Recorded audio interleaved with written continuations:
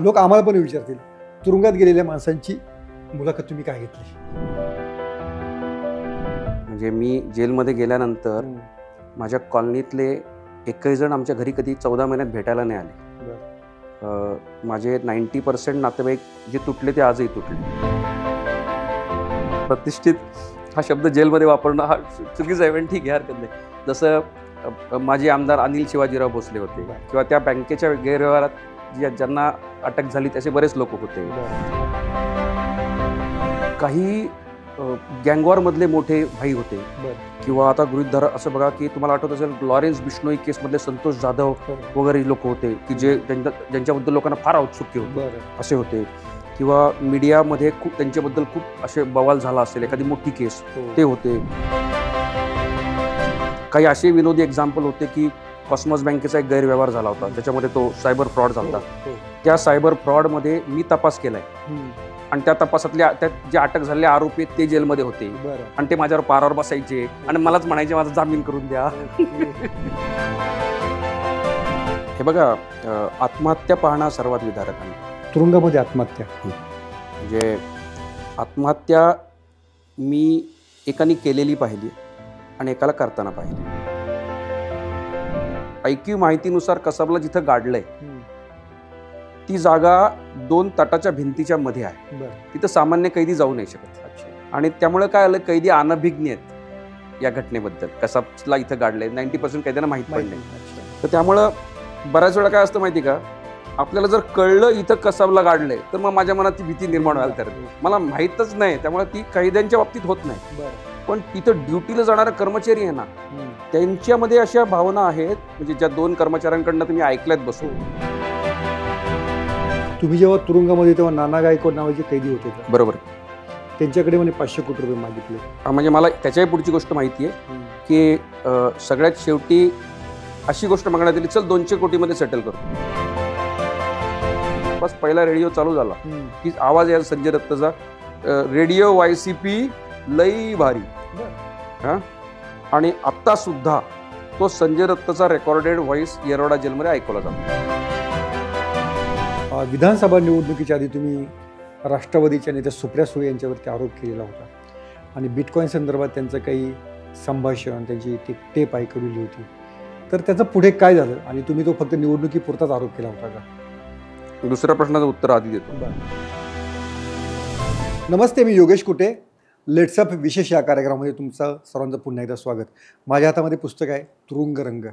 हे तुरुंगरंग पुस्तकावरच्या नावावरून तुम्हाला कळालं असेल हे पुस्तक कशाविषयीचं आहे आणि आहे येरवडा कारागृहाविषयीचं.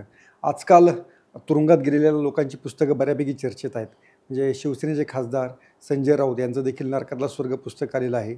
माजी गृहमंत्री अनिल देशमुख यांनी देखील आपली जेलमध्ये डायरी लिहिलेली आहे. आणि आता हे जे तुरुंगरंग आहे हे माजी IPS अधिकारी रवींद्रनाथ पाटील यांचं हे पुस्तक आहे. त्यांना जेलमध्ये का जावं लागलं, त्यांच्यावर ही वेळ का आली, हा एक वेगळा विषय आहे. पण त्यांनी हे जे पुस्तक लिहिलेलं आहे त्यांना तुरुंगामधल्या जे काही वेगवेगळी वैशिष्ट्ये जाणवली, तर तुरुंगातल्या कैद्यांवरती होणारे अत्याचार, अन्याय याविषयी देखील त्यांनी याच्यामध्ये संवेदनशीलतेनं टिपलेलं आहे.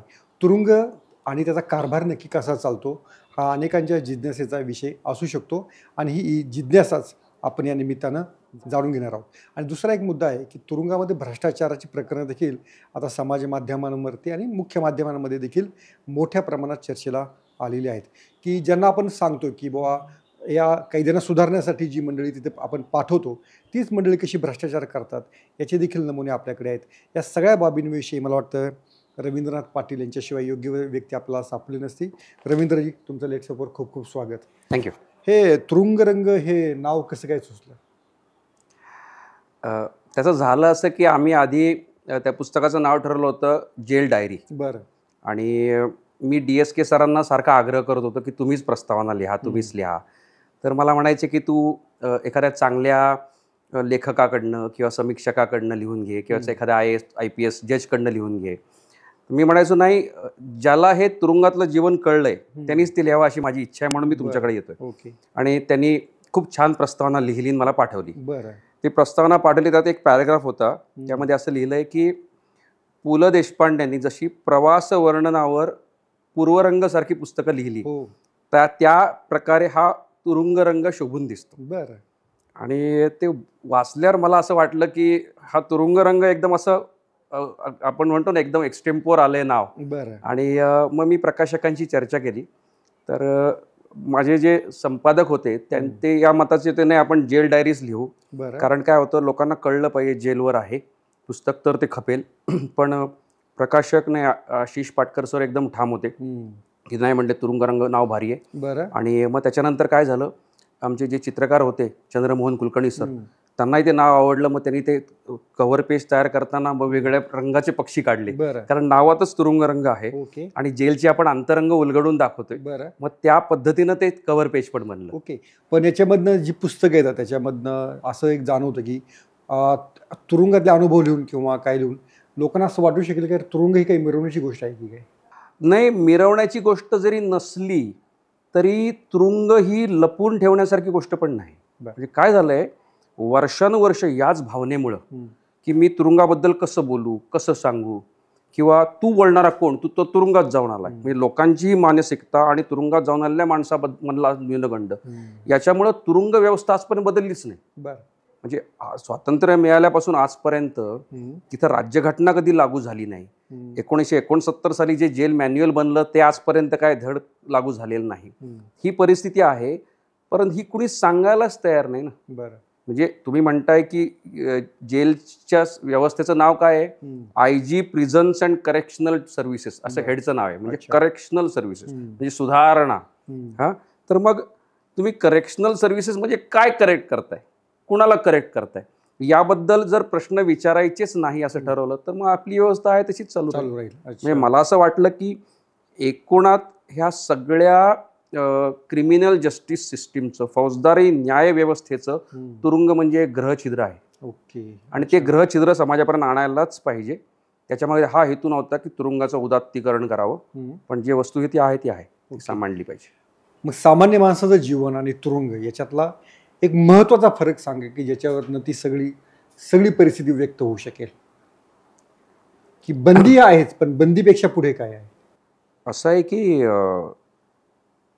तुम्हाला आप्तेष्टांची आणि तुमच्या आसपासच्या जवळच्या सगळ्या तुमच्या भावविश्वाची ताटातूट होणं ही सर्वात मोठी तुरुंगातली शिक्षा आहे. म्हणजे सामान्य माणसाला आज आपण आपलं सोशल नेटवर्क आहे, आपल्या आसपासची माणसं आहेत, आम्ही एका क्षणाला त्या माणसाला एकटा करून टाकतो. म्हणजे आणि त्याच्या हे जे आम्ही तुरुंग रंगमध्ये चित्र उभं केलंय किंवा तिथं जे काही घडतं हे त्या एकटेपणातून होतं. म्हणजे तो एकटा आहे म्हणून तो आसपास समाज निर्माण करायचा प्रयत्न करतो, त्यातून एक कुटुंब व्यवस्था तयार होते. तो एकटा आहे, तो कुणासाठी झुरते म्हणून समलैंगिकता तयार होते. तो एकटा आहे म्हणून मानसिक आजार तयार होत आहेत. आणि तो एकटा आहे आणि त्याला आपण मोकळा सोडला, एम्प्टी माइंड आहे, त्यामुळे एम्प्टी माइंड कुठल्या तरी दुसऱ्या गुन्हेगाराच्या संपर्कात येऊन तो पुन्हा गुन्हेगारीकडे वळतोय. तर हा जो एकटेपणा आहे ना, म्हणजे आपण त्या गदिमांच्या याच्यामध्ये आहे ना सगळं की बाबा कुणानं माहीत सजा किती ते कोठून आलं ते नच स्मरते, ती अवस्था जी आहे ती खऱ्या अर्थाने सामान्य माणूस आणि कैदी यातला फरक विशद करते. पण ही जी अवस्था आहे, एक सामान्य कैदी, एक सामान्य रोडवरचा गुन्हेगार आणि एक माजी IPS अधिकारी, ह्या दोघांच्या भावना सारख्या असतात की त्याला वेगवेगळे पदर असतात? असतात ना. कारण काय होतं की सामान्य जो कैदी आहे तो बेसिक नीडमधनं आलाय ना तिथं. म्हणजे अन्न वस्त्र निवारा याच याच्यातून आलाय ना. आम्ही डिराइव्ड नीडमधनं आलोय. म्हणजे आम्ही अन्न वस्त्र निवारा या गोष्टी भागलेल्या आहेत. त्यामुळं मी जेव्हा जेलमध्ये असतो तेव्हा मला याची चिंता नसते की बाहेर गेल्यानंतर मला कोण खाऊ घालेल. त्यामुळे काही समस्या मला भेडसावत नाहीत, त्या त्याला भेडसावतात. किंवा काही चिंता मला माझ्या मनात येत नाहीत, जे त्याला येतात. पण त्याच्या विपरीत परिस्थिती पण आहे की तो समजा पडला असेल तर तो पर्वतीवरून जमिनीवर पडलाय, मी हिमालयावरून जमिनीवर पडलोय. त्यामुळे माझा जो फॉल आहे तो जास्त मोठा आहे. आणि त्यामुळे कधी कधी असंही होतं की खूप प्रतिष्ठित समाजातून आलेले कैदी जास्त लवकर मनोरुग्ण होतात, कारण त्यांना सहन नाही होत ते. त्या पुस्तकामध्ये तुम्ही लिहिलेलं आहे की कैद्यांना एक अशी औषधं पण दिली जातात म्हणजे त्या मानसिक अवस्थेतून बाहेर पडण्यासाठी. आणि एक डॉक्टरचं पण नाव तुम्ही त्याच्यामध्ये दिलेलं की डॉक्टरने सांगितलं तुम्हाला कोणकोणत्या गोळ्या वगैरे दिल्या जातात. तर मनोरुग्ण का होतात तिथे गेल्यानंतर लोक मंडळी? साधी गोष्ट विचार करा ना की आपल्या समाजामध्ये तुरुंगात जाणं इज अ स्टिग्मा. म्हणजे मी जेलमध्ये गेल्यानंतर माझ्या कॉलनीतले एकही जण आमच्या घरी कधी 14 महिन्यात भेटायला नाही आले. माझे 90% नातेवाईक जे तुटले ते आजही तुटले. तर आपल्याला समाज खटक्कन तोडून टाकतो. आणि दुसरी गोष्ट अशी आहे, न्यायव्यवस्था पण अशी आपल्याशी वागायला लागते की तुम्हाला गुन्हा सिद्ध हो न हो, तुम्हाला पहिल्या दिवशी अटक आणि पहिल्या दिवशी आतमध्ये, आणि त्याच्यानंतर जर तुमच्याकडे पैसे असतील तर तुमच्याकडे वकील मिळतो, मग त्यातून तुम्ही बाहेर पडू शकता. इतर माणसं बाहेरच पडत नाहीत. मग होतं कसं की मी समाजापासून तुटलोय याची चिंता, दुसरी गोष्ट अशी की मी बाहेर कधी येणार याची चिंता. मग काय होतं माहिती का, माणूस एकतर भूतकाळात नाही तर भविष्यकाळात जगतो. भूतकाळात म्हणजे मी काय होतो आणि माझं काय होणार भविष्यकाळात म्हणजे. तर ह्या दोन्ही भावना माणसाला अस्वस्थ करतात. बरं तिथं काही तुम्हाला गुंतवण्यासाठी काहीच दिलं नाही ना. म्हणजे निदान शिक्षा लागलेल्या कायद्याला सकाळपासून म्हणतात लोहार काम कर, सुतार काम कर, निदान माणूस बिझी तरी राहतो.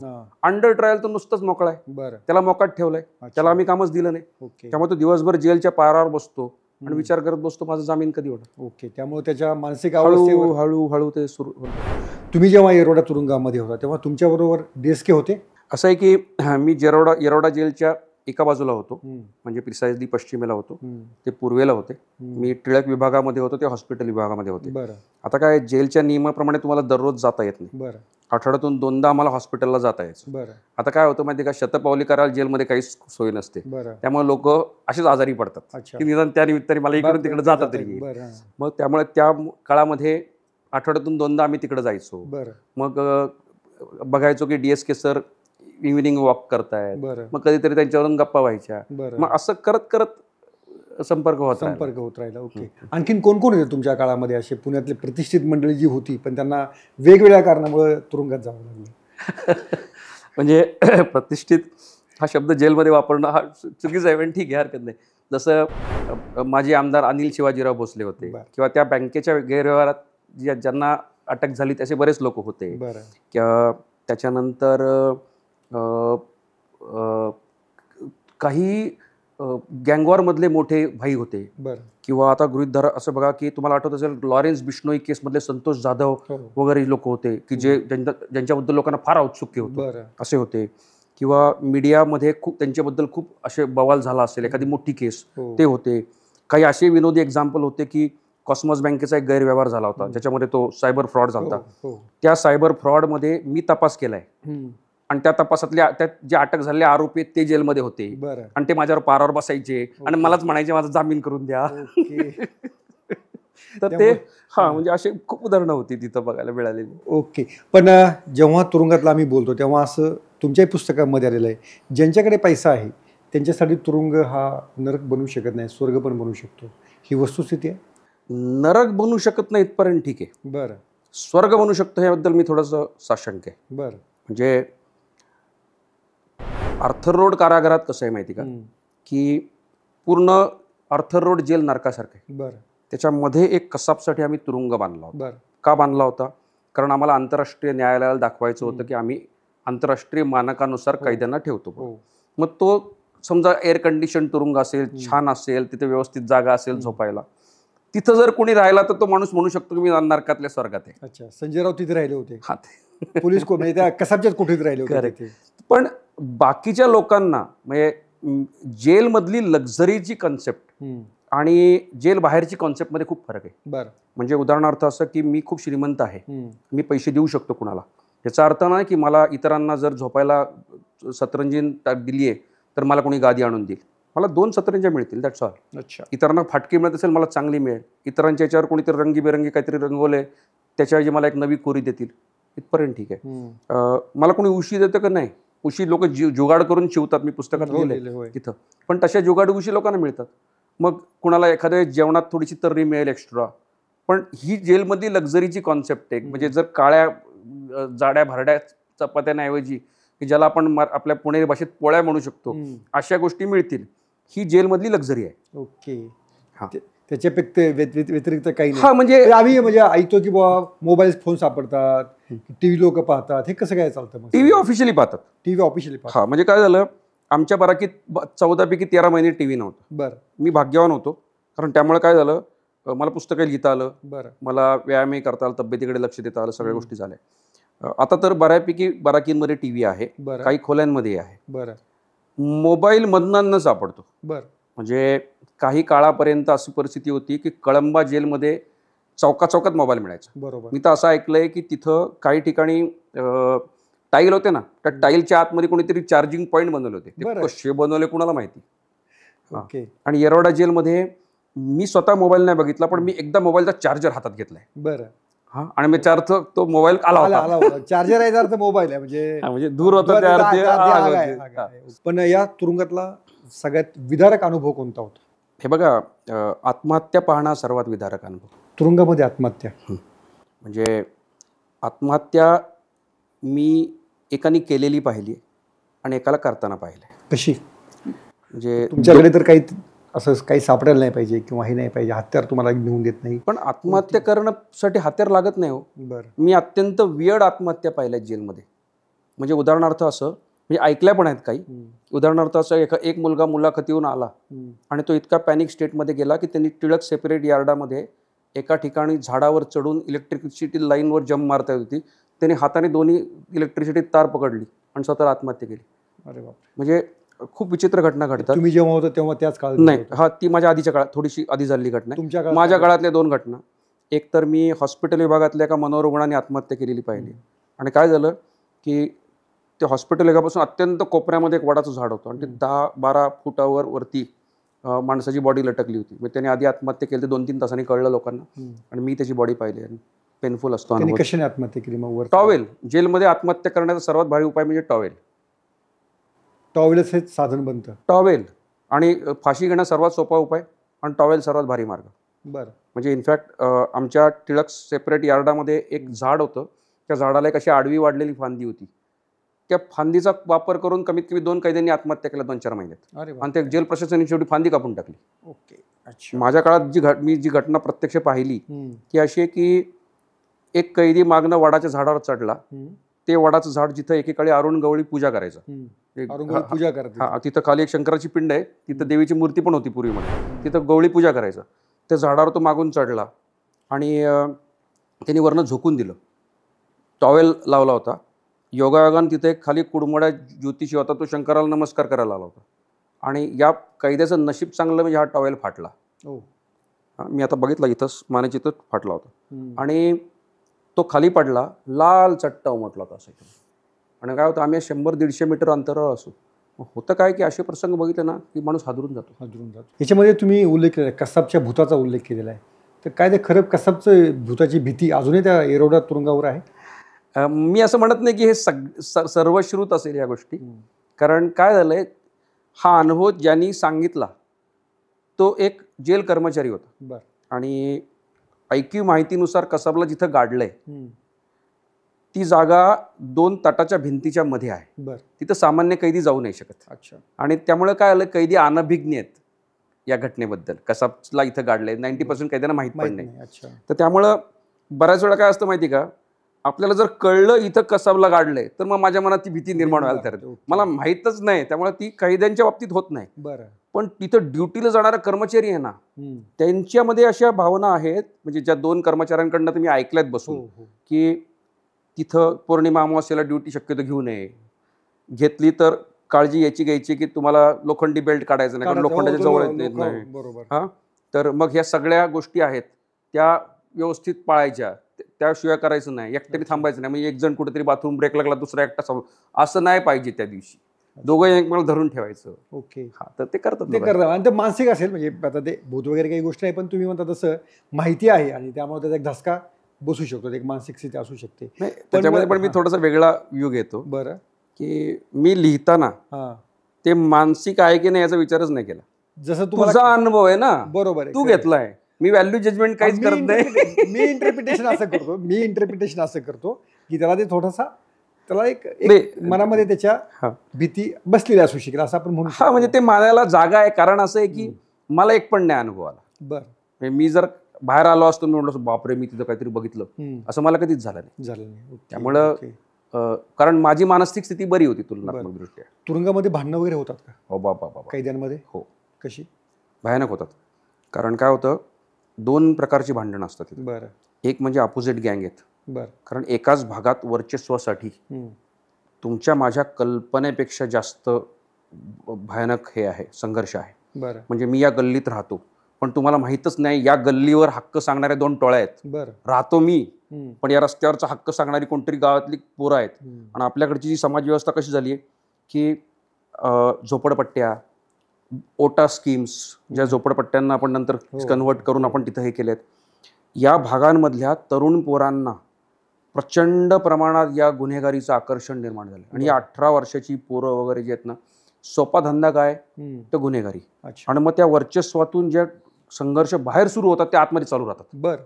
आणि त्यांना भीती असते की आपली अपोजिट टोळी कुठं बसलेली असेल आणि मग ते हे करतील. आणि मग जेलवाल्यांना पण हिशोब ठेवायला लागतो. अच्छा, तू देवरुडून आलास, तू कुठल्या गँगचा, बरं, मग ह्याच्या अपोजिट गँग कुठली, ही, मग ती कुठं आहे, त्याप्रमाणे लोकांची तुम्हाला हे करावं लागतं. हा एक प्रकारचा संघर्ष. दुसरे लोन क्रुसेडर्स असतात. बरं. त्यांची गॅरंटी नसते ते कोण असतात आणि का असतात, कशी वागू शकते. म्हणजे काही लोकांना प्रसिद्ध व्हायचं असतं म्हणून ते हल्ले करतील. काही लोकांना म्हणजे काहीतरी मोठं व्हायचं, गुन्हेगारी जगतात नाव कमवायचे. काही लोक जेलमध्ये यासाठी आलेले असतात कारण त्याला रागच सहन होत नाही, अँगर मॅनेजमेंट प्रॉब्लेम आहे. मग अशी माणसं हे होऊ शकतात. पण त्यानंतर काय असतं माहिती का, तुम्ही म्हणाल की कॉर्पोरेट क्षेत्रात युगो फार मोठा असतो, गव्हर्नमेंटमध्ये युगो मोठा असतो, प्राईम मिनिस्टरचा मोठा असतो. सर्वात मोठा युगो जेलवाल्यांचा. बरं. म्हणजे तो संतोष जाधव होता ना, त्या ह्याच्यामधला काय, त्या बिष्णोई गँगमधला, ती पोरग एवढंच गिटगिटत होतं. हां, पण ते लोकांना सांगायचं मी इथं डायरेक्ट बुल मारू शकतो वगैरे, काय काय आपल्याला काय फरक पडतो.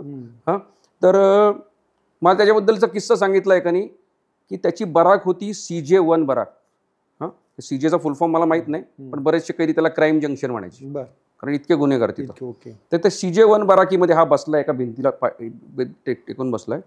समोर बसलेला कैदी त्याच्या समोर पाय पसरून बसलाय. बरं. आता काय झालं, लोक दमलेले असतात, दिवसभर कुठेतरी जाऊन नाडलेले असतात, स्वतःच्याच विश्वात असतात. ते बिचाराचं पाय पसरून बसलो.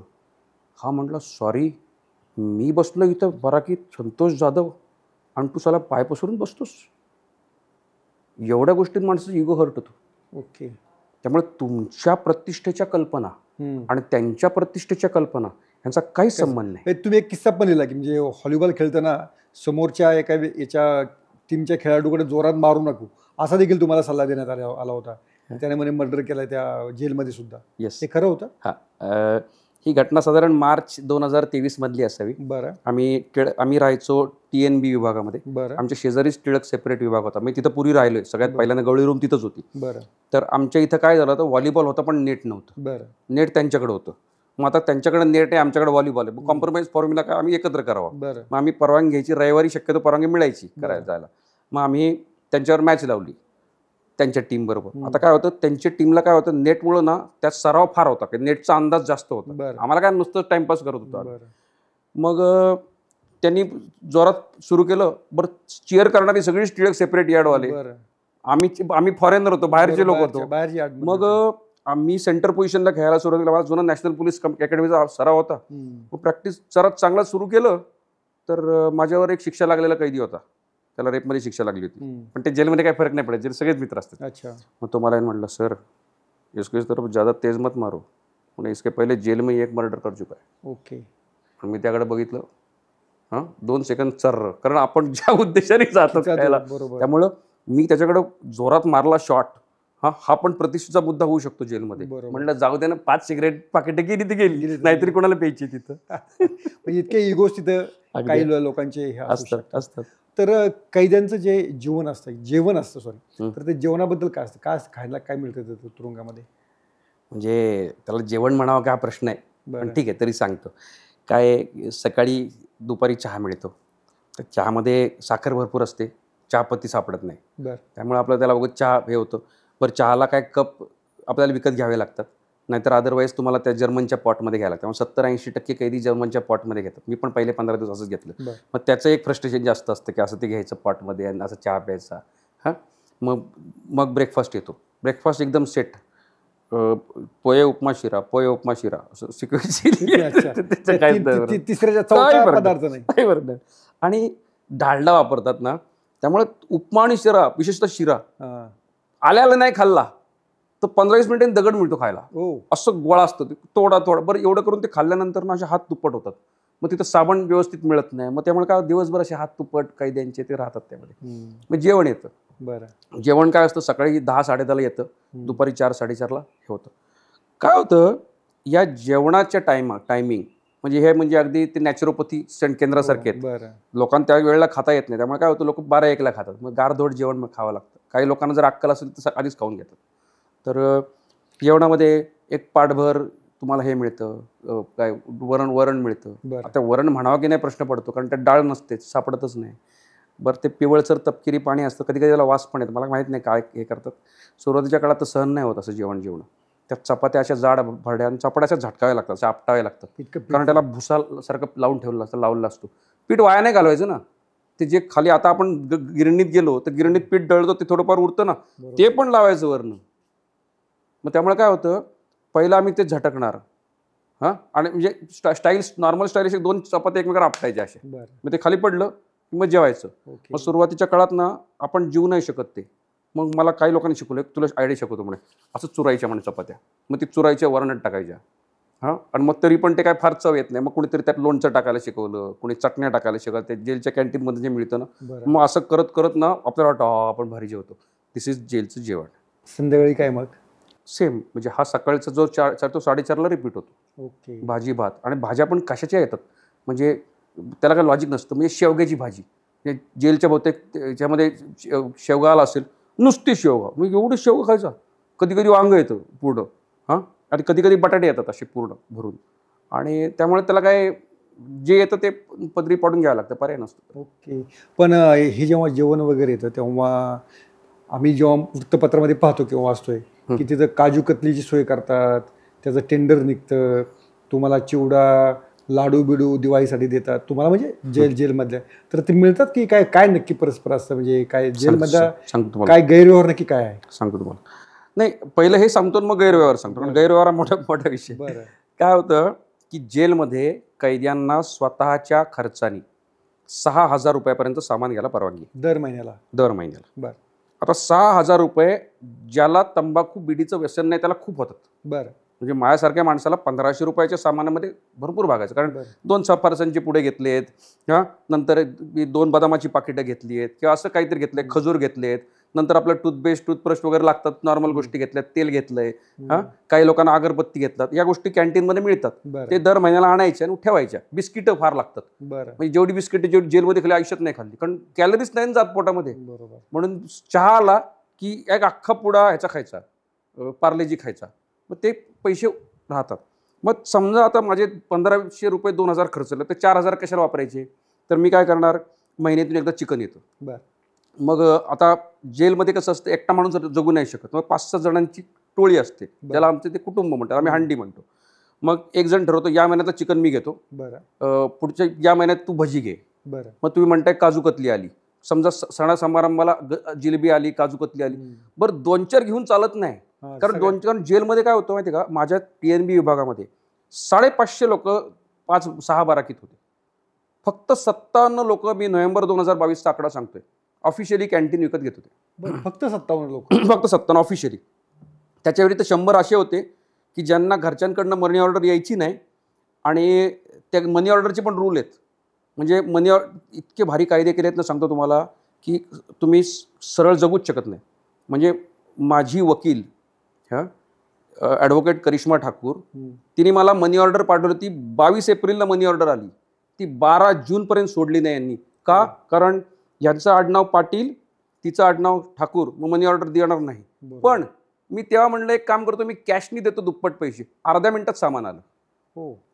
त्यांनी रूल असे भारी बनवलेत ना, म्हणजे दक्षिण भारतीय माणसाला मिळूच शकत नाही सामान, कारण आडनावच नसतात त्यांना. मग ह्यांनी अशा पद्धतीने. पैसे ठेवता कुठे तुमचे? 6,000 रुपये तुमचे जे आहेत? 6,000 रुपये आमचे कॅन्टीनच्या ह्याला जमा, त्यांच्या रेकॉर्डला जमा होतात. आणि त्यांच्याकडे हिशोब असतो, आणि तो ट्रान्सपरंट आहे, त्यांना तिथं ऑनलाईन दिसतो त्याच्यामध्ये सिस्टीममध्ये, एवढे यांचे 6,000 आले. मग ते समजा 2,000 डेबिट पडले, ते आम्हाला सांगतात, बघा 2,000 आले तुमचे, डेबिट पडले. मग ते आम्ही त्यावर सही करतो, राहतात. मग आपल्याला कळतं किती पैसे राहिले. अच्छा, ते कॅन्टीनच्या नावानंच येतात पैसे ते? मनी ऑर्डर येते. मनी ऑर्डर येते. अच्छा. नाही, मी असं म्हणत होतो की दिवाळीमध्ये काही जणांना म्हणजे आता काही मिठाईची द्यायची होती, तर त्याचं मोठं टेंडर निघालं होतं आणि त्याच्यामध्ये भ्रष्टाचार झाला असा आरोप राजू शेट्टींनी पण केला. तर असं खरं भ्रष्टाचार होतो की काय असतं, म्हणजे काय यातलं काय परिस्थिती आहे? त्याच्यामध्ये तत्कालीन काय IG अमिताभ गुप्ता, सुपेकर यांचं पण नाव घेतलं गेलं. काय नक्की प्रकार आहे हा? खरं सांगू का, कुरण आहे कुरण. बरं. म्हणजे आपण नाना फडणवीसांनी घाशीराम कोतवालला पुन्हा आंदण दिलं होतं ना, तसं अमिताभ गुप्ता आणि जालिंदर सुपेकर यांना जेल प्रशासन आंदण दिल्यासारखं होतं. कशावरून तुम्ही म्हणताय? त्यांनी एकाचा उल्लेख केला. मला कमीत कमी 19 टेंडर माहिती आहेत की ज्या टेंडरमध्ये हा भ्रष्टाचार झाला. प्रचंड मोठं रॅकेट होतं. आणि म्हणजे तुम्ही म्हणताय ना की आपण सुरुवात करू कॅन्टीनपासून, जे काही हे झालं. साधी गोष्ट आहे की आदल्या वर्षी 150 रुपयाला मिळणारी तीच वस्तू पुढच्या वर्षी 600 रुपये झाली. 2024च्या दिवाळीला निम्म्या कैद्यांनी स्वीट डिश खाल्ली नाही हो. रेट चौपट बाजारातून घेण्याचं कारण असं आहे की तुम्ही ते टेंडरनी घेताय ना, मग ते टेंडर जर आधीच सगळं रिगिंग करून झालं असेल तर तुम्हीच रेट ठरवता एवढे पाहिजेत मला. बरोबर. त्यामुळे ही परिस्थिती आहे. आणि दुसरं असं की ही इतकी ऑर्गनाइज क्राईम सिंडिकेट सारखी झाली, अशी सिस्टीम झाली आहे की यथावकाश माणसं नेमली आहेत. म्हणजे बाहेरच्या कुठल्याही कॉन्ट्रॅक्टरला माहिती आहेत की ही 2 माणसं आहेत, की या 2 माणसांकडे जायचं आहे, त्यांचे रेट कार्ड ठरलेलं असतं आणि तिथून व्यवस्थित होतं. त्यामुळं मला वाटत नाही की आत्ता मधल्या काळात जे आरोप झालेत, अंजली नमानी यांनी केले असतील किंवा आणखी कोणी केले असतील, या आरोपामध्ये जराही खोटेपणा नाही, जराही अतिशयोक्ती नाही. तुम्ही जेव्हा तुरुंगामध्ये तेव्हा नाना गायकवाड नावाचे कैदी होते का? बरोबर आहे. त्यांच्याकडे म्हणे 500 कोटी रुपये मागितले. हा, म्हणजे मला त्याच्याही पुढची गोष्ट माहिती आहे की सगळ्यात शेवटी अशी गोष्ट मागण्यात आली, चल 200 कोटीमध्ये सेटल करतो फायनल. हे म्हणजे तुम्ही जे आकडे सांगता किंवा सध्या विश्वास बसत नाही, तुरुंगातल्या सोयी सुविधांसाठी एवढे कोट्यवधी रुपये कोण देईल? अहो, साधी गोष्ट आहे. त्या कैद्याला नाना गायकवाड येरवडा जेलमध्ये आल्यापासून आजपर्यंत एकदाही त्यांनी जेलचं कॅन्टीन खाल्लं नाही, जेलचं जेवण खाल्लं नाही. त्यांनी कधी जेलचा ब्रेकफास्ट केला नाही, जेलचं लंच केलं नाही, जेलचं डिनर केलं नाही, कमीत कमी 3 वर्ष. का? कारण ते एक तर वय 73 आहे, वजन जास्त आहे, त्यांना पायाला चालायला त्रास होतो, पचतही नव्हतं. आजपर्यंत ती व्यक्ती फक्त जेलच्या कॅन्टीनमध्ये मिळणारे ड्रायफ्रूट, चिक्की याच्यावर जगतो. म्हणजे नानांना मी अनेक वेळा भेटलो. योगायोगाने व्हायचं काय, त्यांचं आणि माझी कोर्टाची तारीख एकाच दिवशी यायची. आणि युजली कोर्टाच्या तारखेला काय होतं, कोर्टाला भरपूर वेळ असतो, 3-4 तास गप्पा मारायला वेळ असतो. त्यामुळे आमचे चांगले गप्पा व्हायचे. मी प्रत्येक वेळेस आठवणीनं 2-3 चिक्के घेऊन जायचो. कारण म्हणायचं की हे खात नाहीत, पण नाना चिक्की आणली खायला. मला म्हणायचे बरे तू लक्षात राहील. ओके. तर मग आता त्यांना पुण्यातून ते पूर्वातील हॉस्पिटल पनिशमेंट बाराकमध्ये होते. बरोबर. तिथं त्यांना थोडी बरी सोय होती तिथं. तिथून त्यांनी सुरक्षा यार्डात शिफ्ट केलं. आता सुरक्षा यार्डामध्ये 8 फूट बाय 8 फुटाची खोली असेल, लॉक करून टाकलाय, इकडून तिकडे जायची सोय नाही, निरोपाची अडचण. इथून त्यांना आता त्यांनी अमरावती जेलला शिफ्ट केला. बरं. त्यात यांच्या जामिनाच्या अटी इतक्या वाढल्या बाकीच्या लोकांच्या. त्यांच्या घरातली एक व्यक्ती आज आंध्र प्रदेशमध्ये आहे, एकाला तेलंगणात टाकलंय. तुम्ही विचार करा, त्यांचं अख्खं कुटुंब उद्ध्वस्त आहे. मला काय म्हणायचं आहे, एखाद्याने गुन्हा केला असेल, ट्रायल द्या, करा, शिक्षा द्या. अंडर ट्रायल आहेत ना ते, त्यांना शिक्षा लागली आहे का? नाही लागली. बरं, दुसरी गोष्ट अशी की माणसाचं वय पहा, त्याची आजारपण, त्याची शारीरिक स्थिती पहा. फक्त आम्हाला पैसे काढायचे म्हणून यांना उचला इकडं टाका, यांना उचला तिकडं टाका. अमरावती जेलला शिफ्ट झाले. आता तुम्ही विचार करा, बायको तेलंगणात, मुलगी आंध्र प्रदेशमध्ये, जावई पुण्यात. कारण नाही, जावई पण त्यांनाही तेलंगणाच टाकलंय वाटतं यांना, गवाऱ्यांना. तेलंगणात कसं काय? त्यांनी कोर्टाला सांगितलं होतं समोरच्या पार्टीने की यांच्यामुळे आम्हाला धोका संभवतो. मग कोर्टाने बाहेरचा हे केला. इथं पण काय होतं, प्रॉसिक्युशनचा खेळ असतो. इथं म्हणजे समजा आता यांनी कोर्टात अर्ज करायचं ठरलं, मला महाराष्ट्रात परत येऊ द्या, त्याला विरोध होतो ना. म्हणजे सगळ्या गोष्टी सेटल आहेत ना करायच्यात त्यांना. त्यामुळे ते 100 ठिकाणी अडकलेत. आता नाना गायकवाडांना जर अमरावतीमध्ये त्यांची फॅमिली पण भेटायला येऊ शकत नसेल, त्यांचा वकीलही भेटायला येऊ शकत नाही, ते मेटाकुटेला येतात. आणि मग अशा परिस्थितीत माणूस आला की 74-75 वर्षाचा माणूस, मग त्याला किती एक्स्टॉर्ट करू शकतं ती तुमची क्षमतेवर, आणि तो देणार आहे. तर is no standard rate card. अच्छा. तेव्हा 200 कोटी तुम्ही जे बोलता ते काही अतिशयोक्ती अजिबात नाही. अतिशयोक्ती अजिबात नाही. मध्यंतरी एका अत्यंत ड्रेडेड गुन्हेगाराला येरवडा जेलमधून च्या अंडा सेलमधनं सांगलीला शिफ्ट करण्यात आलं. बरं. आणि त्या शिफ्ट करण्यासाठी एका मोक्काच्या आरोपीनं, तोही मोक्काचाच आरोपी, तो दुसऱ्या केसमध्ये वॉन्टेड आहे, तो आरोपी IG जालिंदर सुपेकरांच्या संपर्कात आहे. बरं. आणि यांची चर्चा चालू आहे की 1.5 कोटी रुपये कॅशमध्ये द्यायचे. अरे बाप. काय होतं, मी पण जेलमध्ये जाऊन आलो आहे. हां, ते जे कोणी बाहेर आलेले कैदी आहेत ते 100 ठिकाणी येऊन बोलतात काय चाललंय ते. हे सगळंच भयानक आहे आणि या गोष्टी उघड आहेत. म्हणजे मला कळत नाही की आम्ही म्हणजे करेक्शनल सर्व्हिसेस कसल्या गोष्टी करतोय. आम्ही तिथं बसून फक्त एक्स्टॉर्शनची रॅकेट चालवतोय. अच्छा. इतकं 200 कोटी 500 कोटी इतकी मोठी रॅकेट्स तिथे. आता तुम्ही मला सांगा की मी ज्या 19 टेंडरचा उल्लेख केला मगाशी मला माहिती आहेत, त्यातली माझ्या ते 5 टेंडर्स नाशिक जेलची होती, 5 कोल्हापूरची होती, 2 किंवा 3 तळोजाची होती, म्हणजे येरवडा जेलमधली 2 होती. तर ह्या टेंडरचं आकडा 2-250 करोडचं असेल. अरे बापरे. ओके. नाही, त्या नाना गायकवाडच्या वकिलांना असा आरोप केला आहे की त्यांच्याकडनं 500 कोटी रुपयाची खंडणी मागण्यात आली होती. मला अतिशयोक्ती नाही वाटत. आणि दुसरी गोष्ट सांगतो तुम्हाला, मी नाना गायकवाडांना चांगला ओळखतो, मी गणेश गायकवाडलाही चांगला ओळखतो. हां, आणि त्यांना अटक व्हायच्या आधी पण काय काय गोष्टी मागण्यात आल्या होत्या आणि काय काय गोष्टी झाल्या हे मला चांगलं माहिती आहे. त्याच्यासाठी माझ्याकडे पुरावे काहीच नाहीत, पण हे त्यांच्या तोंडातून ऐकलंय, मी तिसऱ्या व्यक्तीकडून नाही ऐकलं. बरोबर. आय नो देम व्हेरी वेल, म्हणून मी एवढं कॉन्फिडेंटली बोलतोय तुम्हाला. याच्यामध्ये अंडा सेल तुमचा उल्लेख केला. अंडा सेल म्हणजे नक्की काय असतं? तेव्हा तुम्ही जर गुगल मॅपमध्ये पाहिलं तर येरवडा जेलचं जे दक्षिणमुखी मेन गेट आहे तिथून आत शिरल्यानंतर स्लाइटली उजव्या बाजूला तुम्हाला, मला सांगायची गरज नाही, गुगल दाखवतो ना, मी कशाला लपून ठेवू. गुगलमध्ये तुम्हाला चक्क अंडाकृती आकाराचा एक तुम्हाला सेल बघायला मिळेल. हां, चक्क बिल्डिंग आहे, अंड्याचीच आकाराची बिल्डिंग आहे. त्या बिल्डिंगमध्ये 15 छोट्या छोट्या खोल्या आहेत, त्या 3 पार्टमध्ये डिवाइड केल्यात. डाव्या बाजूला 5, मध्ये 5, उजव्या बाजूला 5. तर आणि म्हणजे पहिल्या 5 खोल्या 5 ते 10 मध्ये आहेत आणि या 3 ठिकाणी वेगवेगळे लॉक. मग काय होतं, पहिल्या 5 वाले फक्त तेवढ्याच भागात फिरू शकतात. मग त्या सेलची रचना कशी आहे, असा सेल आहे आणि त्याचा मधला जो भाग आहे तो मोकळा आहे, म्हणजे त्याला सूर्यप्रकाश तिथं मिळतो. म्हणजे कैद्याला जर बाहेर काढलं तर समजा एक 10 फूट त्याला चालता येते, मग तेवढं 10 फूट फक्त त्याला सूर्यप्रकाश मिळेल. मग अगदीच तो अंधारात राहत नाही, पण अदरवाईज दिवस त्याचा तसाच, तेवढंच त्याचं विश्व. ओके. तिथे कोण कोण ठेवतात अंडा सेलमध्ये? शक्यतो खूप ड्रेडेड गुन्हेगार किंवा ज्याला खूप धोका इतरांपासून, असेही उलटं पण असू शकतं. अच्छा. म्हणजे तो कदाचित तेवढा नसेल भयानक, पण तुम्हाला एवढी गॅरंटी आहे की त्याला कंडकमी मारू शकतो. ते दहशतवादाचे आरोपी, खूप मोठे सराईत गुन्हेगार की जे म्हणजे समजा निवडणुकीच्या काळात किंवा काही सेन्सिटिव्ह काळात बाहेर असणं धोक्याचं आहे. म्हणजे उदाहरणार्थ मोहम्मद कतील सिद्दीकी, ज्यांनी दगडूशेठ हलवाई गणपती मंदिरासमोर ठेवला होता, त्याला तुम्ही तिथं ठेवला होता. 8 नंबर खोलीत होता तो तिथल्या अंड्यामधल्या. ओके. त्यामुळे असे जे एकदम क्रूर आणि असे महत्वाचे जे आरोपी सगळे अंडा सेलमध्ये, अगदी त्यांचा आणि तुमच्या सामान्य कैद्यांचा कधी संबंध येऊ शकत नाही? येतो कधीतरी. म्हणजे उदाहरण सांगतो तुम्हाला मी.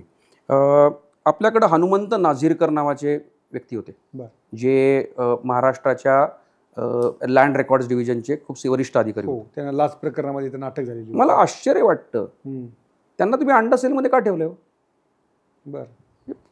50-55 वर्षाचा माणूस आहे आणि या वयातल्या माणसाला, ते पण फायनान्शियल क्राईम, त्यांची ना कुठली गँग आहे, मान्य त्यांच्याकडनं काही गुन्हा घडलाय असेल, मला माहित नाही आणि तो माझा तो विचारण्याचा मला अधिकार नाही, पण त्याचा निर्णय कोर्ट करेल ना.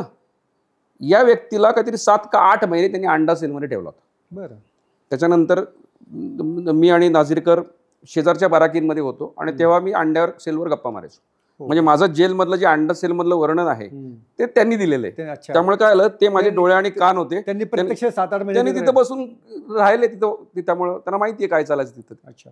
पण एकूण कैद्यांविषयीची सामान्यांमध्ये भावना अशी आहे, सामान्य माणसांमधली, कोर्ट तर काय लवकर, बोर्ड शिक्षा काय, केस तर काय लवकर सुरू होत नाही, मिळाल तर शिक्षा होत नाहीत. त्याच्यापेक्षा हे जे आरोपी आहेत हे राहू द्या ना कैदेमध्ये, काय यांना फरक पडतोय, अशी सर्वसामान्यांची भावना असते. हे बरोबर आहे? हे बघा, पूर्वी मला असं वाटायचं जेव्हा मी सर्व्हिसमध्ये होतो की भारतामधला कन्व्हिक्शन रेट खूप कमी आहे. हां, दॅट इज ही चिंतेचा विषय. आज जेल काढल्यानंतर मला असं वाटतं की भारतामधला सर्वात मोठा चिंतेचा विषय, एव्हरीबडी गेट्स कन्व्हिक्टेड. अच्छा. याचं कारण आहे Before trial. मी गुन्हा केला असो नसो मला पहिल्या दिवसापासून तुमची शिक्षा सुरू करून टाकता. बरं, ती शिक्षा सुरू करताना तुम्ही मला अंडर ट्रायल म्हणून वागवता, तुम्ही मला कन्व्हिक्टच्या कुठल्याच फॅसिलिटी देत नाही. म्हणजे कन्व्हिक्टला काय असतं, त्याला निदान महिन्याला पगार मिळेल, त्याला काहीतरी सोयी सुविधा मिळतील. जर तुम्ही कन्व्हिक्टच्या बराकी बघितल्या तर त्याला कायदेशीर अधिकाराप्रमाणे 2 फुटाची हे मिळते, झोपायला जागा मिळते. तिथं आम्हाला 1 फूट रुंदीच्या जागेत तुम्ही झोपवता. मग त्यामुळे काय होतं, त्याच्या मानवी हक्कांची तुम्ही 80-83 करून टाकता तिथं. मी तुम्हाला एक उदाहरण सांगतो. सोलापूरच्या माढा जिल्ह्यातली एक केस होती, बार्शी कोर्टामधली. धूपकरण जंगले आणि दयात, मी नावं लिहिली आहेत त्यामध्ये पुस्तकामध्ये. त्या लोकांनी जेव्हा त्यांना 10 वर्षे शिक्षा लागली, ती शिक्षा कधी लागली, जेव्हा त्यांनी 9 वर्ष 9 महिने आणि 13 दिवस अंडर ट्रायल म्हणून काढले होते. अरे काय अर्थ आहे? आणि तुम्हाला माहिती आहे का शिक्षा लागली तर काय होतं? 10 वर्षाची शिक्षा म्हणजे नॉर्मल कैद्याला 1 महिन्याला 7 दिवसाची माफी मिळते. म्हणजे जेव्हा तुम्ही 7.5 वर्षाची शिक्षा पूर्ण करता, टेक्निकली अराउंड अप्रॉक्सिमेट पकडा, अगदी मॅथमॅटिकल कॅल्क्युलेशन नाही देत, तेव्हा तुम्हाला 10 वर्ष शिक्षा पूर्ण झाली असं होतं. जर पहिल्या दिवशी शिक्षा लागली तर, बरोबर आहे. यांनी 9 वर्ष 9 महिने 13 दिवस काढलेत. म्हणजे थोडक्यामध्ये यांना शिक्षा लागल्यानंतर जेवढी शिक्षा मिळाली असती त्यापेक्षा त्यांनी 1-1.5 वर्ष जास्त काढले जेलमध्ये. हा प्रॉब्लेम आहे. बरं, दुसरी गोष्ट, त्याला जर पहिल्या दिवशी शिक्षा लागली असती तर प्रत्येक कैद्याला 4.5-5.5 लाख रुपये सरकारला पगार द्यावा लागला असता. म्हणजे तुम्ही पगारही वाचवला, तुम्ही त्याला काहीच नाही केलं, बरं तुम्ही त्याला 1.5 वर्ष एक्स्ट्रा ठेवला. अंडर ट्रायलला काय मिळत नाही, काहीच नाही मिळत, बस सडत निवांत. अंडर ट्रायल झाल्यानंतर निर्दोष सुटल्यानंतर त्या माणसाला काय वाटत असेल? खरं सांगू का, तो जेलमधनं बाहेर पडल्यानंतरही संपलेला असतो. त्याला कारण समाज स्वीकारत नाही आणि त्याची सर्वात मोठी शिक्षा आहे ना जेल बाहेर आल्यावर सुरू होते. अच्छा, जेलपेक्षाही? हा, याचं कारण असं आहे की तो जेलमध्ये बाहेर आल्यानंतर सुद्धा तो त्या तुरुंगवासातच जगतो. त्याला बरेच लोक असे आहेत, माझ्या आसपासचे लोक, ते आता पुस्तक वाचायला लागल्यापासून म्हणतात की मला आता वाटायला लागलं आपण पण बाहेर जावं. कित्येक लोक असे होते ते म्हणायचे नाही मला घराबाहेर पडायची भीती वाटते, मला लोकांमध्ये मिसळायची भीती वाटते, मला पिक्चरला जायची भीती वाटते, मला 4 चौकात कुणी बघितलं तर काय म्हणेल, कोण आपल्याकडे असं नजर हे करून बघेल का. लोक त्या भीतीपायी जगतात, त्यांना त्यांचं करिअर सेटल होत नाही. मग त्याच्यानंतर जरी तो निर्दोष सुटला तरी लोकांची मानसिकता काय असते, आपल्याकडे कोणाला शिक्षा लागते, सगळं मॅनेज होतं. त्यामुळे त्याच्यावर जो एकदा शिक्का बसला तो कधीच निघत नाही. एकदा तुम्ही कोर्टाने त्याला निर्दोष जरी ठरवलं असलं तरी समाज त्याला कधीच निर्दोष ठरवत नाही. त्यामुळे you have to live with stigma. That's all, simple. कैद्यांचं रोजचं जीवन कसं असतं, वेळापत्रक कसं ठरतं तुमचं, काय करता? आता पुन्हा आता विभाग गेले, ट्रायलवाल्यांचं कसं, अंडर ट्रायलवाल्यांचं कसं? म्हणजे ज्यांना ट्रायलवाल्यांचं सोपं आहे त्या मानाने ते सांगणं. म्हणजे माणूस सकाळी उठला की त्याला ब्रेकफास्ट झाला की तो 7:30ला 8ला कामाला जातो. बरं, तो लंच टाइमला परत येतो. काम करतो. म्हणजे कामाला तुम्ही काय काम करतो? तो 2 प्रकारची कामं आहेत. एक कन्व्हेन्शनल कामं आपल्याकडे खूप आहेत जेलमध्ये. म्हणजे उदाहरणार्थ हातमाग आहेत जुन्या काळातले, त्याला आम्ही खड्डा माग म्हणतो. का? कारण लोकांना असं 2, 2.5, 3 फूट खड्ड्यात उभं राहून काम करावं लागतं. बरं, खड्ड्यात का? कारण तिथं त्याला खड्ड्यामध्ये असे मध्ये चर खणले, तिथे एक स्टूल टाकला असतो आणि त्याला त्या पोझिशनमध्ये येऊनच काम करावं लागतं, म्हणून ते त्या खाली बसून करावं लागतं, त्याला खड्डा माग म्हणतात. दुसरे त्यांचे आपल्याकडे यंत्रमाग पण आहेत जेलमध्ये. तिथं जाडं भरडं कापड बनतं, त्याला काय, कारण ते त्याच्यावर मॉडर्न काहीच हे नाही ना, डेव्हलपमेंट काहीच नाही झालं. जेलमध्ये काही इंटरेस्टिंग कामं पण चालतात. म्हणजे उदाहरणार्थ पैठणी काम चालतं. येरोडा जेलमध्ये पैठणी बनते. त्याच्यानंतर येरोडा जेलमध्ये एक मिंडा नावाची कंपनी, अशोक मिंडांची, मिंडा इलेक्ट्रिक, तर त्यांचा एक कारखाना आहे जिथं इलेक्ट्रिकल पार्ट्स बनतात. तिथं 40-45 कैदी काम करतात, पण बरं असतं त्यांचं. त्या व्यतिरिक्त तुम्हाला माहिती लोहार काम, सुतार काम, मोची काम. तर त्या मोची काम विभागातली एक चप्पल मी पण घेऊन आलो बाहेर, कारण माझी चप्पल फाटली, कोणी दिली नाही, मग तिकडचीच घेऊन आलो मी. लोकांना थोडं सक्त मजूर म्हणजे काहीतरी प्रचंड काहीतरी शिक्षा असणार नाही हो. आता संजय दत्तला ऑफिशियली ऑन पेपर काम दिलं होतं कागद कारखान्याचं, ते नुसतं असं दाबत राहायचं दिवसभरात. पण ते संजय दत्त कधी गेला की नाही माहित नाही, पण ठीक आहे, दिलं होतं काम. त्याच्यानंतर संजय दत्तला नंतर काम दिलं रेडिओ YCPचं, म्हणजे रेडिओ जो त्याचा FM रेडिओ होता, ते काम संजय दत्तनी फार भारी केलं. काय केलं होतं?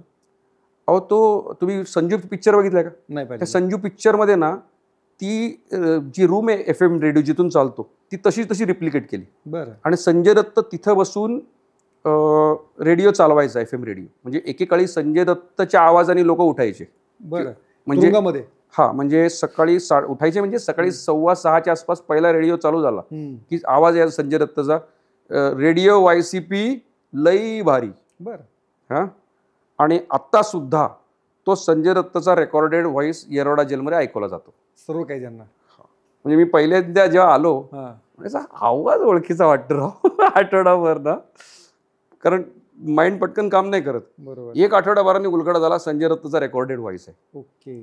त्यामुळं सक्त मजुरी म्हणजे त्याला काहीतरी काम दिलंय दिलं. जे ओके. करायचंय, म्हणजे अच्छा. त्याला अगदीच त्याच्या कोलू मारतोय किंवा पाठीवर कोणीतरी चापकाचे फटके मारतो आणि तो करतो असं काही होत नाही. नॉर्मल काम असतं. नॉर्मल काम असतं. ओके. आणि तेच अंडर ट्रायल मग काय करतात दिवसभर? काहीच नाही करत.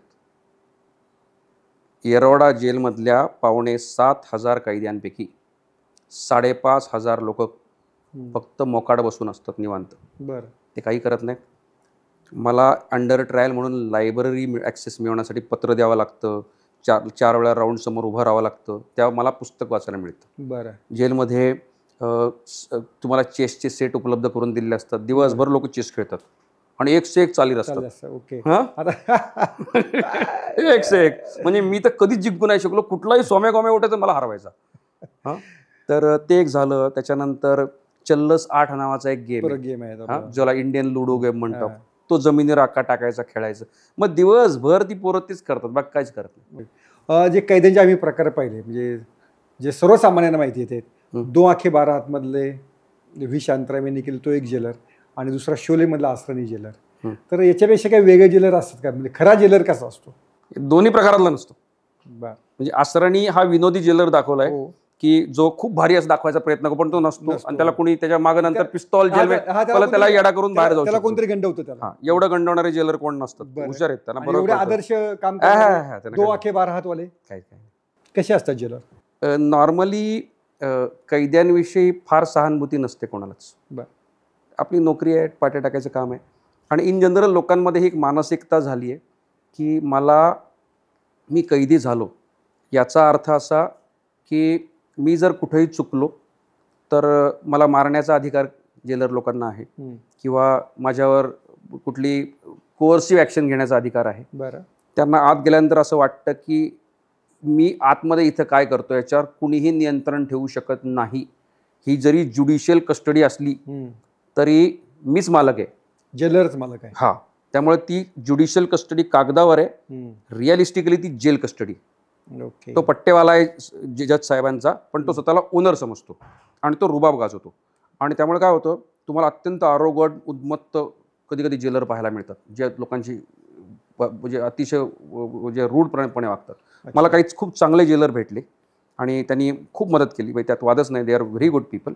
परंतु असेही अनुभव मी घेतले. मला एक तर जेलर असं म्हटला की मला ना म्हणे जेलमध्ये आलं ना खूप निगेटिव्ह व्हाईब्स येतात म्हणे. मग म्हटलं नोकरी कशाला करतो राव? बरोबर. म्हणजे मला प्रश्न असा पडेल, म्हणजे थोडक्यात हा मनुष्य माझ्या कॉन्टॅक्टमध्ये आला म्हणून याला निगेटिव्ह व्हाईब्स येतात. तर असेही मानसिकता असलेली जेलर आहेत आपल्याकडे. त्यामुळे जेलरमध्ये अशा जेलच्या कर्मचाऱ्यांकडनं कैद्यांना मारहाण होते का? आणि उलट पण कैदी मारहाण करतात का? दोन्ही उदाहरण आहेत. मारामाऱ्या होतात? हा, दोन्ही उदाहरणं माझ्या काळात घडलेली आहेत. बरं. काय कारण, म्हणजे त्याला कारण काय असतं? असं आहे की जनरल जेलर लोकांची मानसिकता झाली आहे की fear is the best way to control the crowd. अच्छा. ओके. कारण काय होतं, 2 कारण आहे. काही वेळा ते बरोबर असूही शकतील, पण मी त्यांची बाजू मांडतो. काय होतं की 2,500 कैद्यांसाठी सध्या 2 जेलर आहेत टिळक विभागामध्ये, तर 2,500 कैदी असतील. तर आता 2,500 कैदी जर कुठं काही इश्यू झाला तर ह्यांच्यावर कंट्रोल कसा ठेवायचा? मग ते काय करतात पहिल्या दिवसापासून की एकाने जरी चूक केली त्याला चौकात आणायचा, 10-12 लोकांनी एकत्र फटकवायचा. असा फटकवायचा की बाहेर निम्मे लोक दहशतीत राहिले पाहिजे. रियालिटी अशी आहे की दहशतीत आमच्यासारखे लोक राहतात की जे आयुष्यात काहीच करू शकत नाहीत. जो गुन्हेगार असतो ना तो म्हणतो त्याला काहीच नाही फरक पडत, निगरगट्ट असतो. आणि दुसरं असं आहे की जे गुन्हे करणारे लोक आहेत जेलमध्ये ते इतके ऑर्गनाइज मारामाऱ्या करतात की तुम्हाला विश्वास बसणार नाही. जेलमध्ये नशेच्या गोळ्या येतात. बरं. कुठल्या गोळ्या? की ज्या मेडिकल स्टोअरमध्ये अधिकृतरित्या विकल्या जाणाऱ्या गोळ्या. बरं. त्या अंमली पदार्थाच्या गोळ्या नाहीत, पण समजा गरोदर बाईला देणाऱ्या गोळ्या किंवा पोटामध्ये खूप क्रॅम्प येतात म्हणून देण्यात येणाऱ्या वेदनाशामक गोळ्या. मी त्याची नावं सांगत नाही कारण त्याची पुन्हा लोक हे सुरू करतात क्युरिओसिटीने. अशा गोळ्या आणण्याचे पण रेट होते जेलमध्ये आणि जेल कर्मचारीच आणून द्यायचे अशा गोळ्या. ओके. आणि मला नावं पाठ आहेत कधी कुठं आणून द्यायचं काय. ओके. आणि समोरासमोर घटना घडायच्या उघड. मग ह्या गोळ्या मारामारी जर माझं ठरलं मी अपोजिट गँगला उद्या मारणार आहे तर मी 4-5 गोळ्या खाणार बकाबक. बरं. मला हलकीही झिंग चढते, माझी भीड चेपते. त्याहीपेक्षा डेंजरस गोष्ट म्हणजे मला किती मारा काहीच फरक नाही पडत. माझं अंग सुस्त पण मला मेंदूलाच कळत नाही की हां. बरं, जेलमध्ये कफ सिरपचा काळा बाजार चालतो. म्हणजे मी जर मागायला होतं मला अक्षरशः 14 महिन्यांमध्ये 13 महिने झाल्यानंतर मला खोकल्याला कफ सिरप मिळाले. कफ सिरप बघायला मिळत नाही. आणि ते पण कफ सिरप कसं मिळालं माहिती का, एक तिथला कामवाला होता, तो म्हटलं साहेब घ्या लवकर पिऊन, लोक बघायच्या आत कफ सिरप दाखवायचं म्हटलं असतं कारण ते नशेसाठी वापरलं जातं. आणि ते लपवून ठेवण्यामध्ये पैसे आहेत ना. बरोबर. एका बाटलीचा रेट 500 रुपये आहे कफ सिरपच्या, कारण त्याची लोक नशा करतात, दारू मिळत नाही ना. मग कफ सिरपचा व्यवहार चालतो. मग अर्धी बाटली कफ सिरप आणि 4-4, 5-5 गोळ्या खाऊन मारामाऱ्या करणारे मी कैदी पाहिलेत. यांना मार खाऊन काहीच फरक पडत नाही. अच्छा. आणि दुसरी गोष्ट अशी की हा मार इतका भयानक दिला जातो ना की मला प्रश्न पडतो की आम्ही खरंच लोकशाही देशात राहतो का. मला प्रश्न पडतो की आम्ही भारतात आहोत की कुठेतरी अझरबैजानमध्ये आहोत का सिएरा लिओनमध्ये आहोत हां, का कुठल्या ते एल सेल्वाडोरमध्ये आहोत. आम्ही कुठल्या देशात वावरतोय हां. म्हणजे तुम्ही जर त्या जेलमध्ये एक सेंट्रल चौकामध्ये जी ते आमची बिग कॅन्टीन आहे ज्याला आम्ही भिशी म्हणतो, तिथं जर कोणी CCTV लावले ना, तुम्हाला दर 4 दिवसांनी बघाल तुम्ही की गोंडपाट टाकायचा पाठीवर आणि फटाफट लाकडी आणि फायबरच्या काठ्याने मारहाण करायची. अच्छा. लाथाबुक्क्याने मारहाण करायची. त्याला ते लोक कांबळं शॉट म्हणतात का, कांबळं अंगावर टाकायचं आणि मारायचं, कारण वन दिसत नाहीत. वन दिसत नाही. अच्छा. हा प्रकार महिन्यात किती वेळा करायचा? आठवड्यातून म्हणा. काय सांगतो. पण असं पण असेल ना, कैदी पण ॲरोगंट आहेत, ते तुम्ही म्हणता तसे इगोज आहेत, ते पण प्रतिहल्ले करत असतील किंवा का जेलमधल्या कर्मचाऱ्यांवरती हल्ले करत असतील. मुद्दा तो नाही आहे. मुद्दा हा आहे की जेल कर्मचाऱ्यांना किंवा अधिकाऱ्यांना अशा प्रकारे मारहाण करायची परवानगी आहे का. बरं. ओके. म्हणजे बरं, दुसरी गोष्ट अशी की प्रत्येक प्रश्नाचं उत्तर मारहाणच आहे असं त्यांनी ठरवून ठेवलं. मी तुम्हाला उदाहरण सांगतो. काय होतं माहिती आहे का, जेलमध्ये कशावरही मारहाण होते. म्हणजे उदाहरणार्थ कोणी 2 दिवस आंघोळ नाही केली म्हणून मध्ये चौकात घ्यायचं आणि मारहाण करायची. और रियालिटी अशी आहे की जेलमध्ये निम्म्या ठिकाणी पाण्याचे वांदे आहेत. एक बादली पाणी दररोज मिळावं म्हणून लोक 250-250, 300-300 रुपयाची लाच देतात. श्रीमंत माणसांना मिळतं पाणी. म्हणजे माझ्याबरोबर एक शिवाजी मारुती निर्मळ नावाचा एक कैदी होता. तो माझ्याबरोबर बाराकीत राहिला आणि माझ्यासोबत असल्यामुळे तो कायमच सेफ असायचा. त्याला मी पण, आणि आमच्या बाराकीत पाणी होतं बऱ्यापैकी. तो CJ बाराकीत बदलून गेला. 8 दिवसांनी मला रस्त्यात भेटला. म्हटलं असं काळवणला का. म्हटलं साहेब तुमच्याकडनं गेल्यापासून 8 दिवस झाले मी आंघोळच नाही करू शकलो. अरे बाप. पाणीच नाही म्हणतो, कुणीच दिना. मग आंघोळ नाही केली म्हणून मारायचं कारण काय. पण असंच की तू अस्वच्छ राहतो म्हणून. बरं. सांगायचं की कारण काही असू शकतात मारहाण करण्याची. अच्छा. म्हणजे जरा काही शंका आली की खापट्टे. खापट्टे इज द स्टँडर्ड वे. पट्टी हा शब्द आहे त्याला. खापट्टा मार. खापट्टा. हां.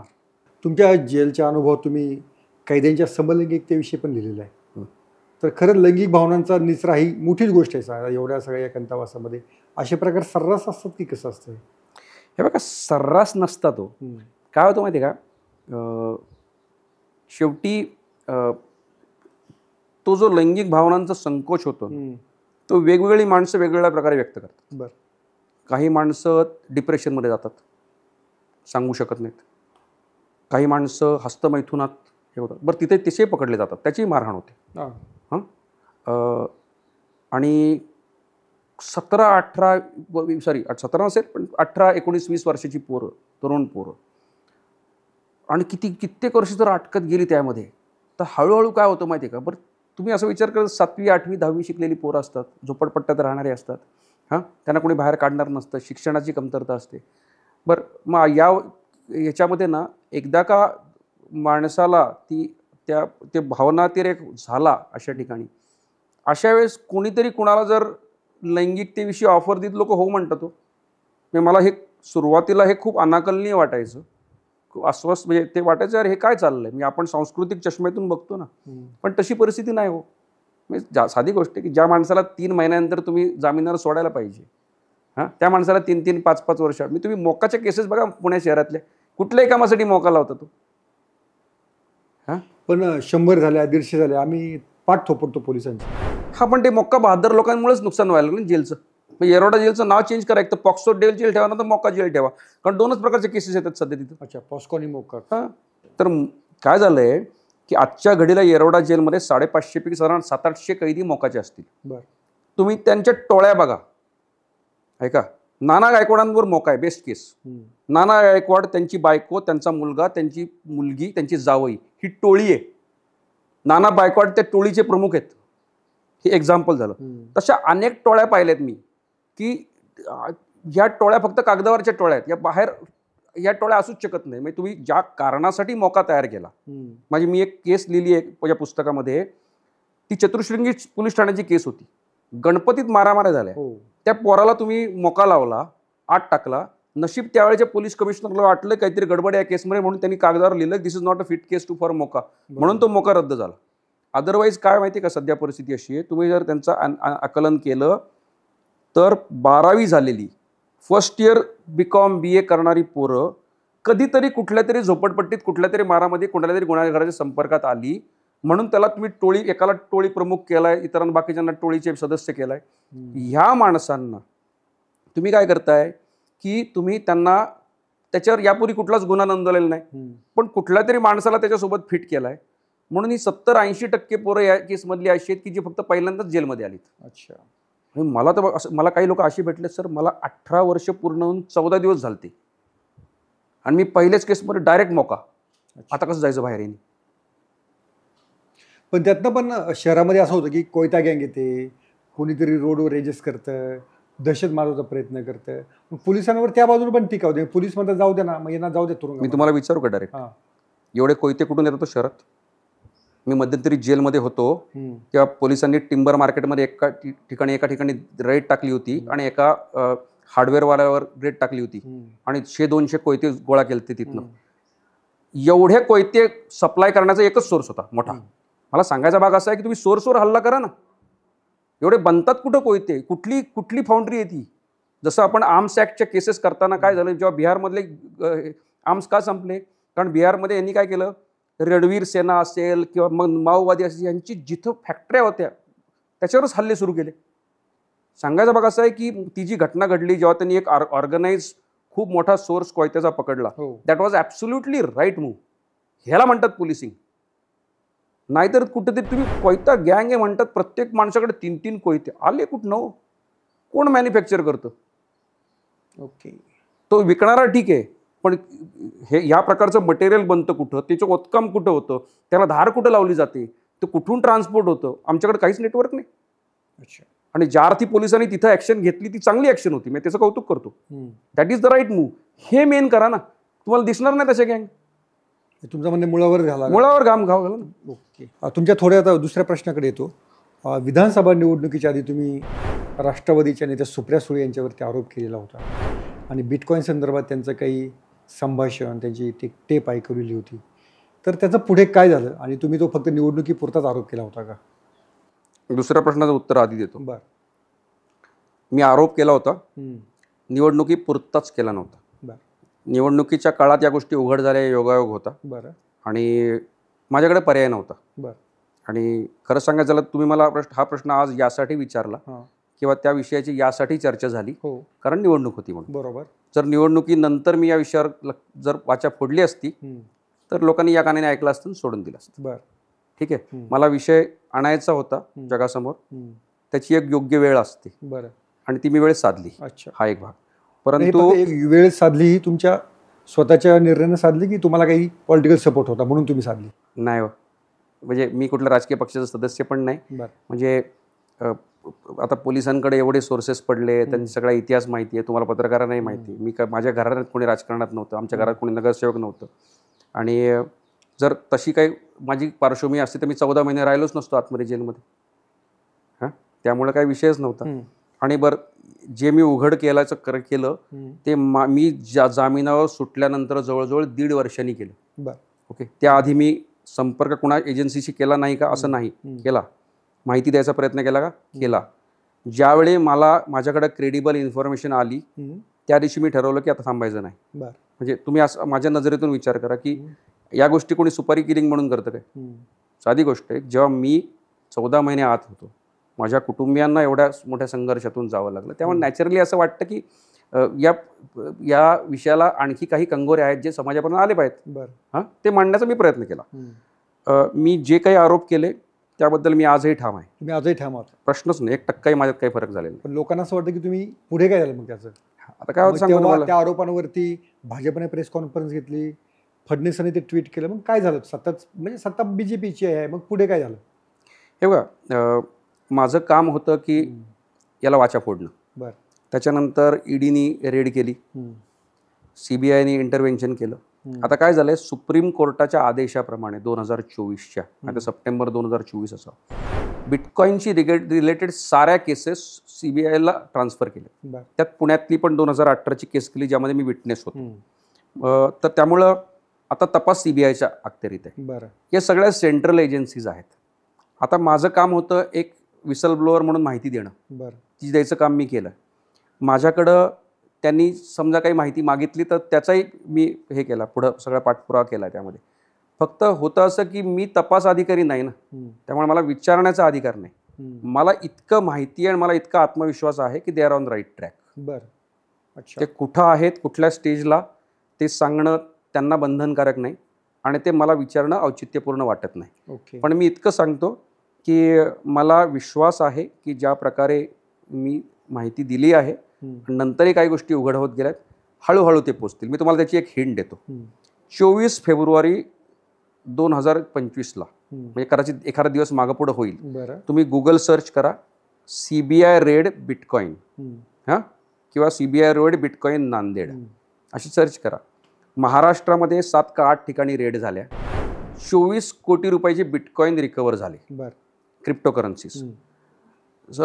एका ठिकाणी तर 7 टीम गेल्या होत्या. एक टीम दिल्लीहून आलती, नागपूरहून आलती.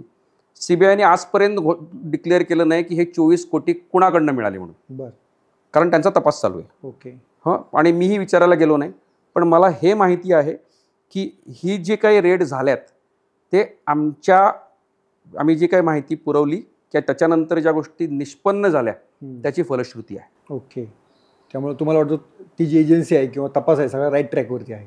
हा, मला तेवढा विश्वास आहे, कारण 24 जी फेब्रुवारीमध्ये जो आम्हाला एव्हिडन्स मिळाला आहे की काहीतरी चालू आहे मोठं. ओके. त्यामुळे त्यातून काहीतरी होईल, निष्पन्न येईल अशी मला आशा आहे.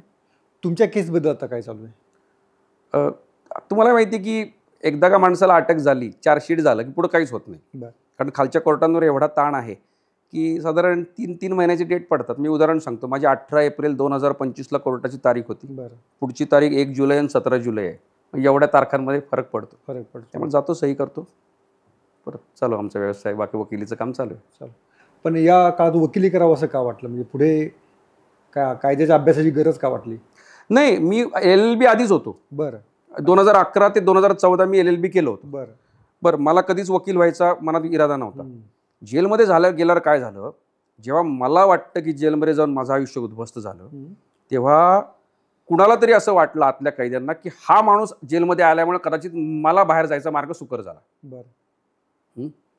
तर लोक माझ्याकडे चार्जशीट घेऊन यायचे आणि मी बसल्या बसल्या वाचायचो आणि मला काहीतरी मुद्दे सुचायचे. मग हळूहळू काय झालं, मला ते जुन्या आठवणी जाग्या व्हायला लागल्या. मी नंतर विचार करायला लागलो की लोक इंटर्नशिप करतात, इंटर्नशिपमध्ये एवढ्या चार्जशीट वाचतात. मला तर एवढी व्हरायटी मिळाली आतमध्ये, इतक्या प्रकारच्या केसेस आणि इतक्या प्रकार, म्हणजे किती पोस्टमॉर्टम रिपोर्ट वाचलेत मी, किती मेडिकल रिपोर्ट वाचलेत, हां, किती बाकीच्या किती मोक्काच्या केस असतील किंवा MPID किंवा फायनान्शियल क्राईमच्या केसेस असतील, हिशोबच नाही. म्हणजे उदाहरण सांगायचं झालं तर माझी आणि अनिल भोसले साहेबांची पहिली भेट कधी झाली, जेव्हा त्यांनी मला एक सजेस्ट केलं होतं की माझी एकदा चार्जशीट बघा ईडीची, त्यात तुम्हाला काय सजेस्ट करता आलं बघा. त्यांची ईडीची चार्जशीट 10,000 पानाची आणि मी आतमध्ये बसून चाळतोय. तेव्हा मी विचार केला, नाही तरी माझी इंटर्नशिप पूर्ण झाली तर करू की व्यवसाय सुरू. अच्छा, म्हणून तेच केलं, बाकी काय. मग आता व्यवसायाला प्रतिसाद कसा आहे आता? तुम्ही जे मगाशी म्हणालात की इलेक्शनच्या काळामध्ये मी काय गोष्टी उघड केल्या, त्याला उघड करणं म्हणतो तुम्ही त्याला. तर त्यावेळी तोपर्यंत काही फारसा प्रतिसाद नव्हता. कारण नॅचरल लोक म्हणायचे, अरे हा पण आरोपी आहे, काय माहिती याचं कुठली केस आणि किती सिरियस आहे. बरं, सुरुवातीच्या लोकांना असं वाटत पण नाही की माणूस खरंच सिरियसली काय टाइमपास करतोय. पण हळूहळू आता लोकांना विश्वास बसायला लागला. पूर्वी मी महिन्याला एक केस फाईल करायचो हायकोर्टात, आता आठवड्याला 4 करतो. ही परिस्थिती आहे. कधी कधी दिवसाला 3 केसेस येतात. म्हणजे मला पहिल्यांदा असं झालं, मला खूप आनंद झाला त्या दिवशी की मी एका कोर्टामध्ये होतो आणि अचानक बोर्डावर त्या स्क्रीनवर नाव दिसायला लागलं, ॲडव्होकेट रवींद्रनाथ पाटील या कोर्टात मला अर्जंट बोलवलंय. मला इतकं बरं वाटलं की आयुष्यात हा दिवस उजाडला की आपण एका कोर्टात आहोत आणि दुसऱ्या कोर्टात वेळेवर पोहोचलो नाही म्हणून मला सॉरी म्हणायची वेळ आली. एवढ्या केसेस आल्या, ही परिस्थिती बरी. तर हे होते रवींद्रनाथ पाटील. त्यांचं तुरुंग रंग पुस्तक आहे, म्हणजे त्यांनी फार संवेदनशीलतेने लिहिलेलं आहे. आता माझा बेसिक प्रश्न आहे त्यांना, म्हणजे पुन्हा एकदा मूळच्या प्रश्नावरती येतो की लोक आम्हाला पण विचारतील, तुरुंगात गेलेल्या माणसांची मुलाखत तुम्ही काय घेतली? कारण एक सांग तुम्हाला, तर त्या माझं उत्तर तयार आहे, तुमचं उत्तर सांगा. असं आहे की म्हणजे 2 कारणं मी त्याला देतो. पहिली गोष्ट म्हणजे तुरुंग समजून घेण्यासाठी कैदी होण्याशिवाय दुसरा कुठलाच उपाय नाही आजच्या घडीला. म्हणजे तुम्ही जेल टुरिझमला जाऊन तुरुंग समजून घेत नाही.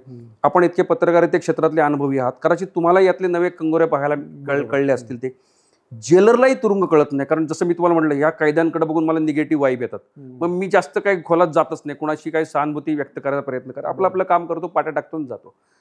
कैद्याचे आणि अंतरंग उलगडायचे असतील तर तुम्हाला एकच उपाय आहे की त्यांच्यासोबत जाऊन बसा, त्यांच्यासारखं.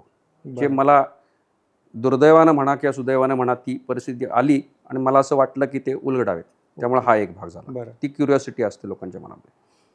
दुसरं कारण असं आहे की मला असं वाटलं की मी जो अनुभवलाय तो एक प्रकारचा तुरुंग आहे. जेल बाहेरचा समाज अनेक वेगवेगळ्या प्रकारचे तुरुंग अनुभवतो आणि कदाचित त्या लोकांना असं वाटेल की त्या पुस्तकामध्ये आपलंच प्रतिबिंब आहे. म्हणजे अनेक प्रकारची स्वतःच्याच गजामध्ये अडकलेले समाजात अनेक लोक आहेत की मला अमुक एक गोष्ट करायची होती, मी कुटुंबियामुळे करू नाही शकलो, किंवा मला काही मानसिक त्रास होतोय किंवा मी कुठल्या तरी समस्येतून जातो, मी कोणाला सांगूच शकत नाही. मी तुम्हाला एक छोटंसं उदाहरण देतो आणि थांबतो तिथं. हे पुस्तक आल्यानंतर ना मला अनेक लोक भेटायला यायला लागले आणि शॉकिंग गोष्ट सांगायची लोक येऊन. एक मुलगा माझ्याकडे आला आणि म्हटला की सर मला तू समस्या सांगाय. 4-5 दिवस ते मला संपर्क केला होता. मला असं वाटलं युजली समस्या सांगायची म्हणजे काहीतरी कायदेशीर प्रश्न असतो. अरे म्हटलं फोनवर सांग ना, मला व्हॉट्सअप कर ना, मी आधी वाचतो तरी. नाही म्हटलं सर मी प्रत्यक्ष भेटून सांगेन, मला वाटलं कॉम्प्लिकेटेड केस आहे. तर माझ्याकडे आला आणि म्हटलं सर असं आहे की मी होमोसेक्शुअल आहे आणि म्हटलं ही गोष्ट मी माझ्या आयुष्यामध्ये आजपर्यंत कोणालाच नाही सांगेन, तुमच्याशी पहिल्यांदा बोलतो. मला त्याची बॅकग्राऊंड कळली आणि एक नव्या प्रकारच्या तुरुंगवासाची जाणीव झाली आणि ते खूप तो शब्द फार म्हणजे जबाबदारीने वापरतो. तो मुलगा अनेक वर्ष MPSCचा अभ्यास करतो, 30शी पर्यंत आलाय. घरच्यांचं प्रेशर आहे लग्न कर, याच्यावर प्रेशर आहे पास व्हायचं आहे, ओके, याच्या लैंगिक भावनांचा संकोच होतोय.